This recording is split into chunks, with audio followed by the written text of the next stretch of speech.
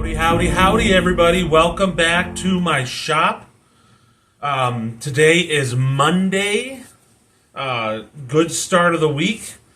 I was able to, over the weekend, put a wheel bearing in my car. So been a little busy this weekend. Still been working on projects for Hobby Friday. If you're new here, I am the convicted Christian. I am 7 years clean. I did 10 years in prison, almost 10 years in prison, and now I am free and off parole, all thanks to God's love for me. And I believe that with all my heart. But I make these videos not for other Christians, not for people of faith. I make these videos for people who are still struggling. So if that's you, or if that's someone you know, come on in, share the video to who might need it, and let's get the help to the people that need it.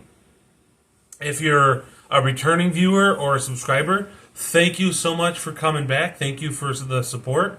I greatly appreciate it, and I really hope to keep seeing you around here.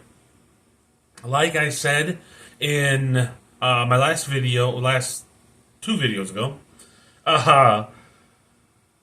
today is going to be Life Story Monday, and I'm just going to start from the beginning, and I'm going to kind of have little set amount of time that I'm going to tell you about my life to this point, and hopefully on Wednesday I can come up with something that correlates with what I talked about today.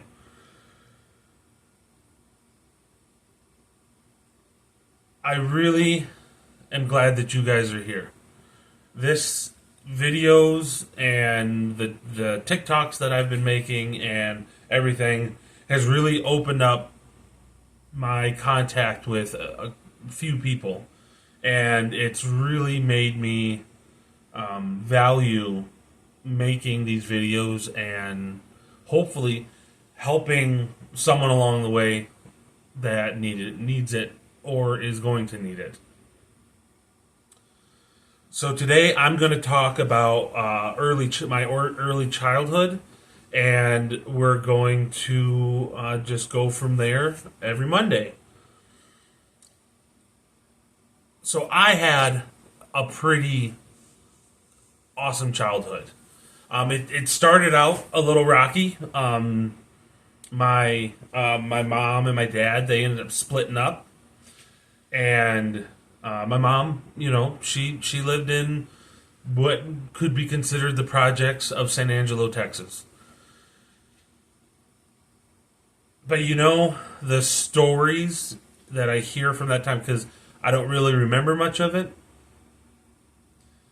we were much more connected than what it seems like kids are today. We had a little gaggle of kids. We all ran together. Either riding on bikes or just running around the neighborhood. The few I have this distinct memory of us getting in trouble because we threw a throwing star up against someone's fence one time, and we booked it. Well, we were the only kids in the neighborhood, so of course we all ended up getting in trouble for that. But that's one of my few distinct memories I have of that time. Now, while we still lived there, my mom met my stepfather. He was a good man. Still is a good man. And he really looked after my mom. And he made sure that he was looking after me and my brother to the best of his ability. Even though once I hit about age 4, I started becoming a pretty big handful.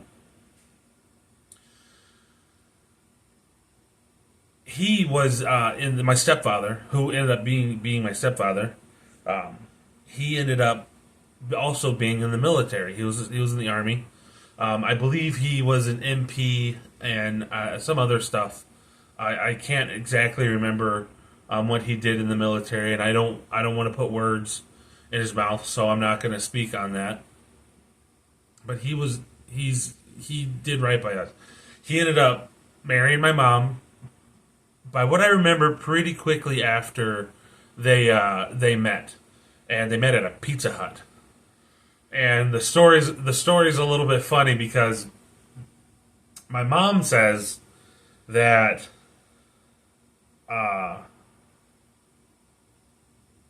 he didn't like the pizza that he ordered, so he ordered a second pizza. And my stepdad says that they got his order wrong, and so they had to give him another one.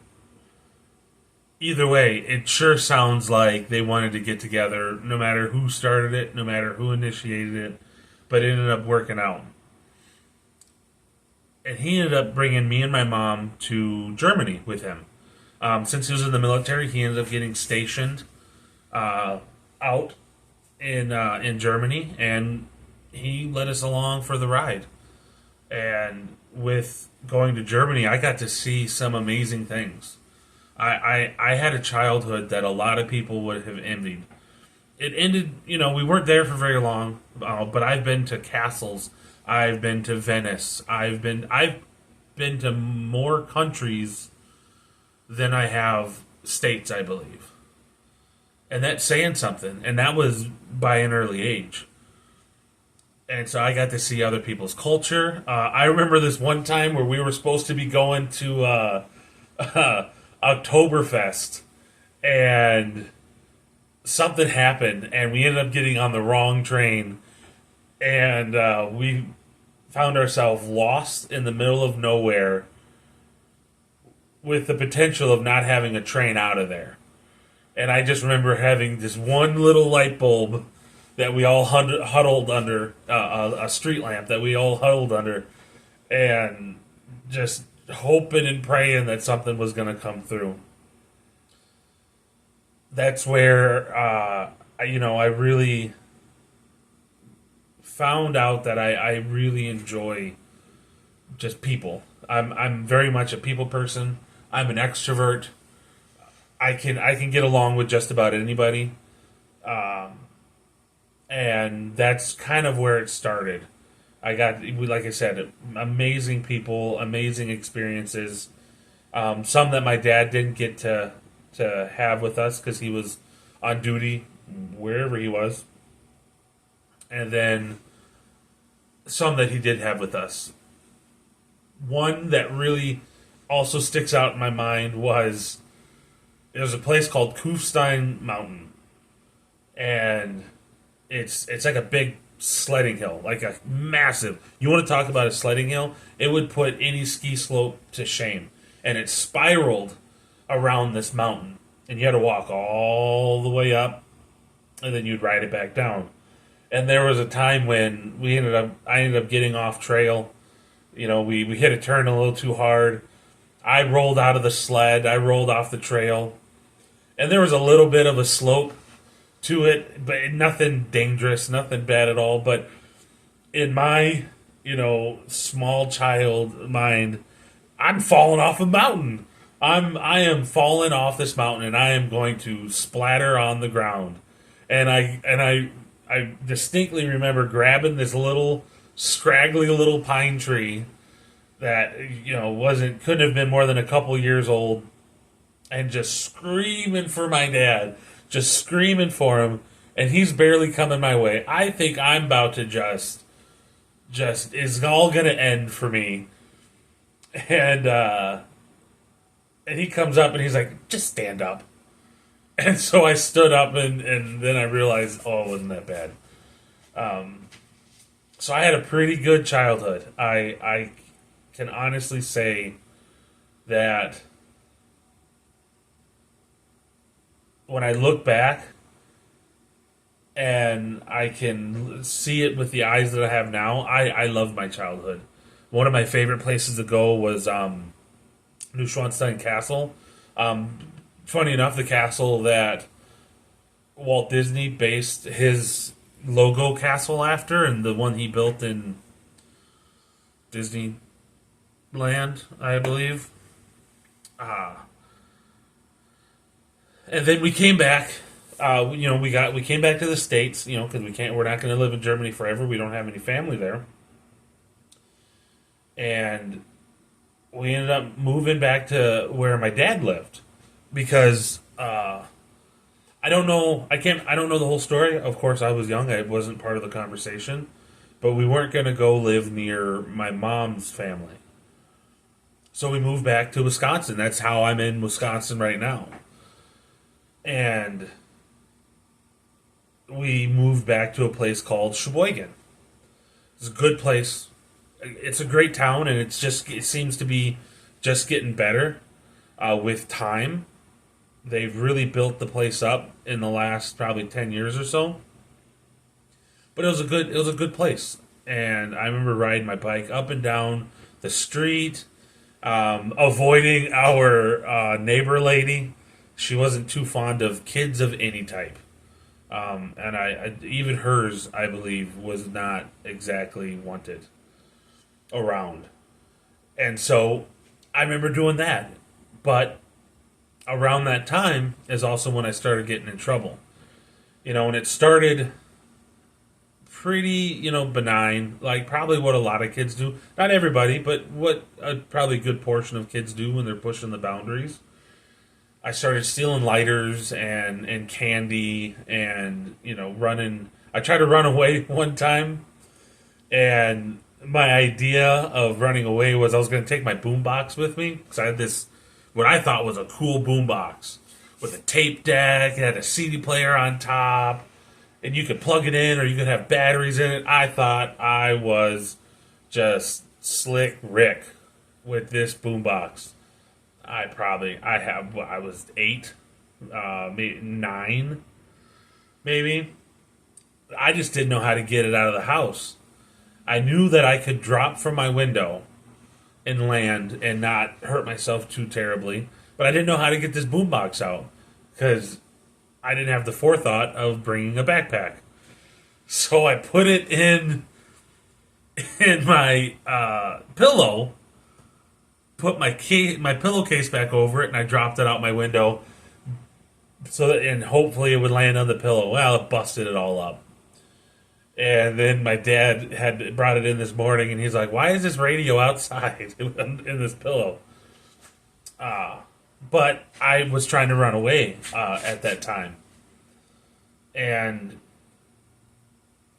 things just started progressing. I was being more and more disobedient, more and more belligerent, and knowing what I know now, the only person that could have really helped me was my biological father, who at the time was dealing with some of his own issues and dealing with some of his own problems, which is perfectly fine. We all have issues and problems that we need to deal with, that we need to work through. Some are easier than others, and some people have a easier time with it. But he could be there for me. And that's what I really needed. Because unbeknownst to me, I was trying to please everybody. And when I couldn't please somebody, I would inadvertently run away.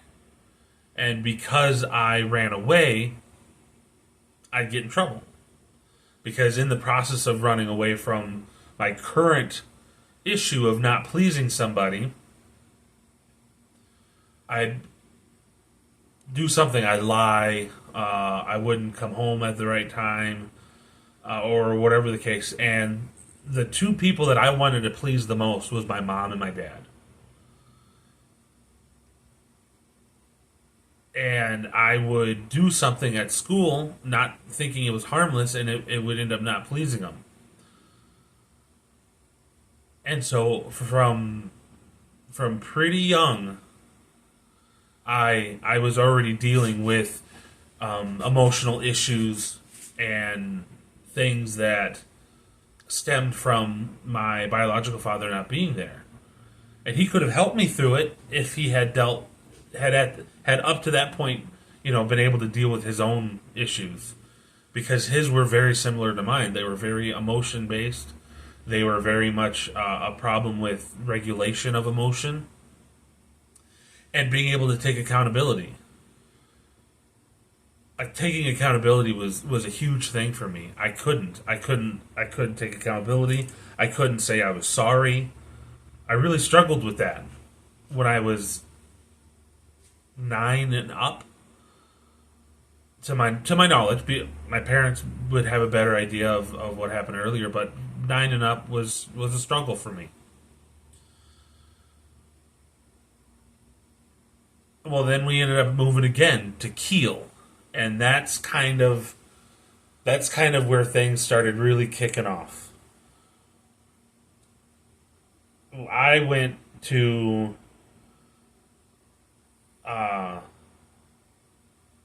middle school there and high school there. And that's also where I ended up having to get my first social worker, because I wasn't able to really regulate what was going on with me. And I tried to run away pretty hard when I was there. They ended up in getting CPS involved, and just things really started spiraling really hard. And because of my people pleasing, it was killing me on the inside. The fact that because of my actions was causing us to have to go through this, which made other people not pleased, which then made me do certain actions which didn't please people, which, it was just a cycle of constant. I can't remember a time I wasn't either grounded, on punishment, had something taken away from me, not able to hang out with friends. The whole time I was pretty much in middle school. That's all I remember. I'm sure there were times that I wasn't, but it was such a prevalent part of my growing years. It's pretty permanent in my memory. Now, had this been when I could have gotten the quote unquote right help, would I have ended up doing a lot of the things I did later on in life? Probably not. This is probably when I needed the help the most. The problem is no one knew how to help me. And the people that thought they did, I manipulated the crap out of them and made them think that I was fine, and that I was just a phase, or I was going to be able to shape up and do better and get better and be better. That was another thing that my parents didn't notice and didn't know what to do with, is how much I could manipulate people. Which, is one of the things that almost all addicts have. We're master manipulators, aren't we? If you're an addict and you're watching this video, you understand what I'm talking about. We learn how to keep people involved, keep people a part of our lives, keep people connected to us or unconnected to us, so that we can do whatever we want to do. I could do that like a pro by 13 years old. I could wrap people around my finger and unwrap them almost at will, other than my mother and my father, because I needed them. They were the ones taking care of me. I couldn't ostracize them completely because I couldn't take care of myself yet.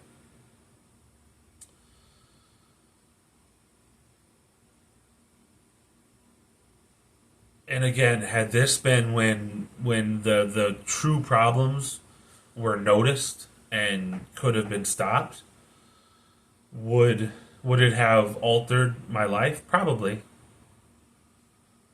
But when you don't know what help you need, and the help that is offered sounds bogus and not at all what you want to deal with, you're not going to take the help. You're not going to put up with it. It doesn't sound appealing or fun to you.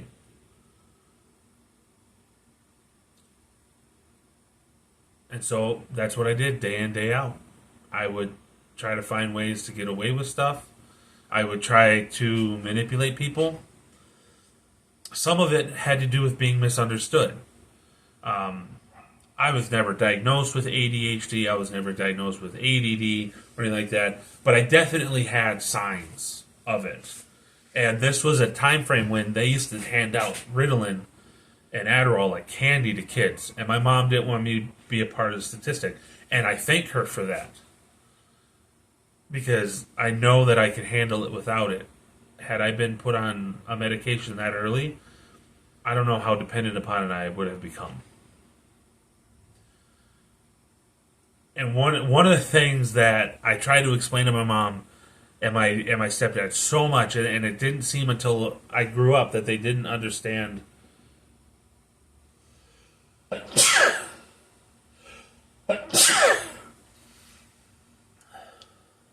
what I was going through, was that once I couldn't see it, it might as well not exist, which included people, as sad as that is.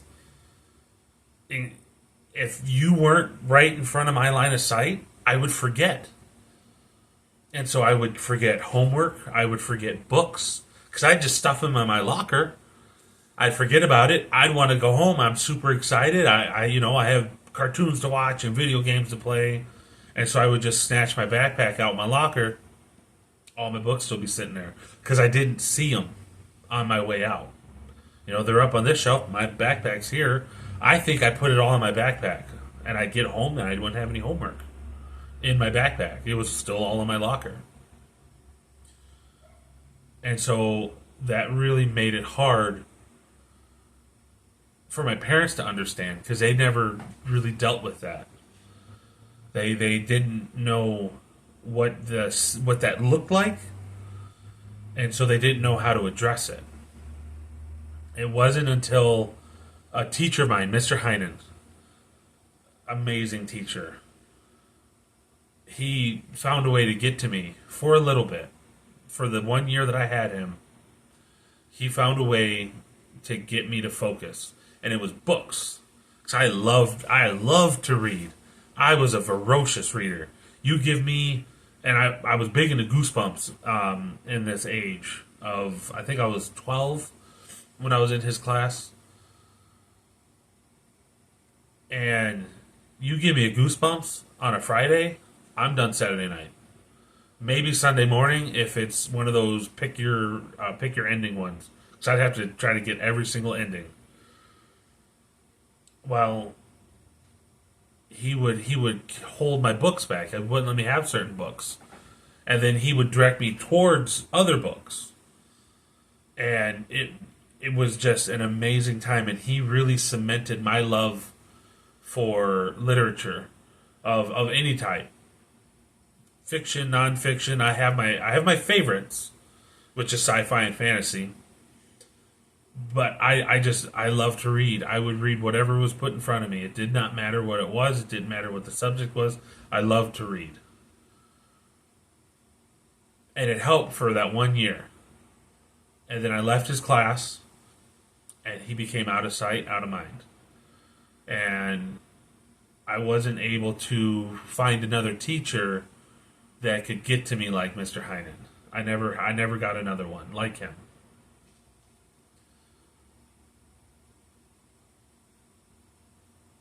And so it was just back to the same old me. The troublemaker, the delinquent, the runaway. And as much as I didn't want to be that, that's what I was. As hard as I ran from those exact titles, and I just wanted to please people, and I just wanted to be what everybody wanted me to be. I ran more deeper into those labels, into those boxes that they were placing me in. And I hadn't even hit high school yet. I was being put into a box that I didn't want to be in because I didn't know how to be in any other box. I had my box and I knew what it was. And no matter how much I tried to climb out, it's just like it just kept getting taller and bigger until it just became who I was.